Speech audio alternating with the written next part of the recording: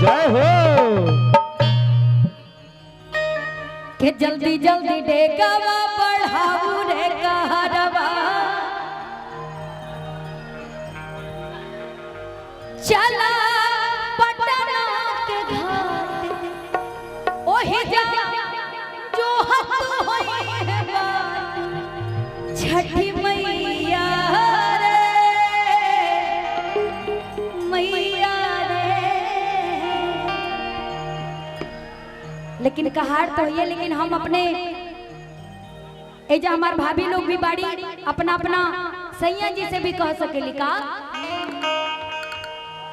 कि जल्दी जल्दी डेगावा बढ़ाइए बलमजी, जल्दी जल्दी डेगावा बढ़ाइए बलमजी, चली पटना के घाट वहाँ हाथ होई है बात, चली पटना के घाट वहाँ हाथ होई है बात छठी मैया रे मैया रे। जल्दी जल्दी डेगावा बढ़ाओ रे सजन जी, जल्दी जल्दी डेगावा बढ़ाइए बलमजी, चली चली खगड़िया के घाट वहाँ दो हाथ होई है बात छठी मैया रे मैया रे। जल्दी जल्दी डेगावा उठाइए बलमजी, जल्दी जल्दी कांवड़ ले चलिए बलमजी।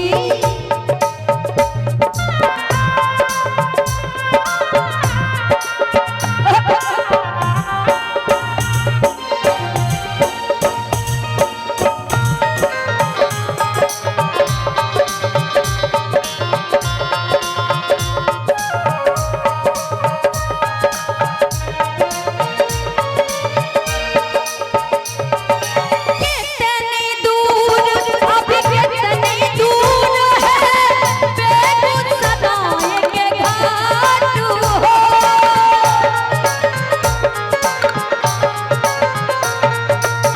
चलत चलत मन भाग गइल बता दौड़ाता हमरा माथ हो।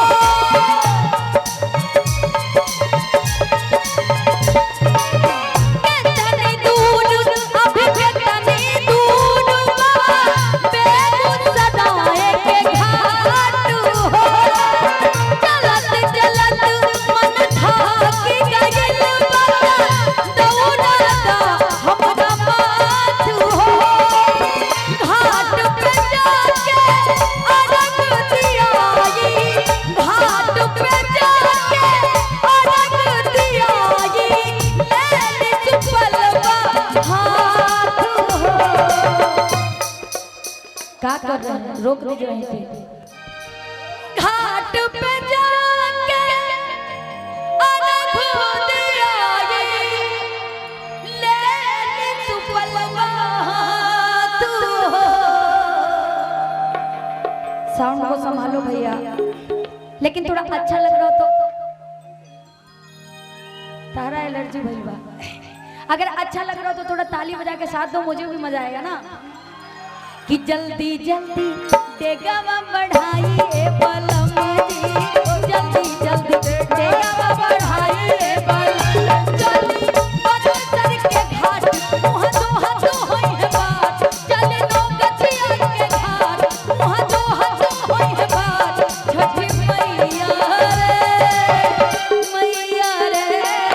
जल्दी जल्दी कांवड़ उठाइए बलमजी, जल्दी जल्दी कांवड़ उठाइए बलमजी।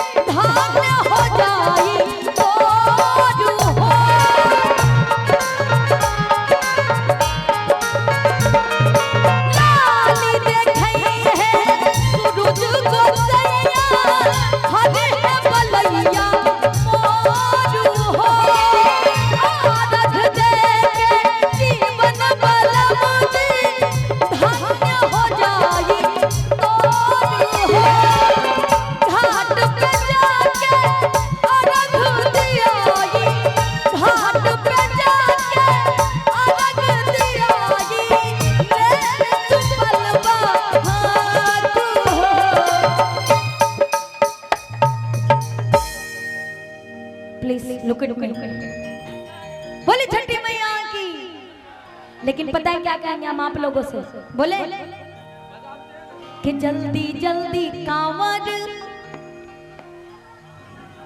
अच्छा कांवर निभाएंगे है ना? हाँ। अच्छा कभी कभी गड़बड़ जानबूझ के गा देना चाहिए ताकि देखे कौन कौन सुन रहा है। अभी तक कोई टोका नहीं है, इसका मतलब कि आप सबका ध्यान कहीं और है। अच्छा कौन कौन छठ का गीत सुन रहा है, जरा हाथ उठाइए तो। सभी सुन रहे हो? कोई भी गलत गाए तुरंत उसको टोको, ठीक है? हाँ बोले छठी मैया की जय हो। हेलो कि जल्दी जल्दी बांगी उठाइए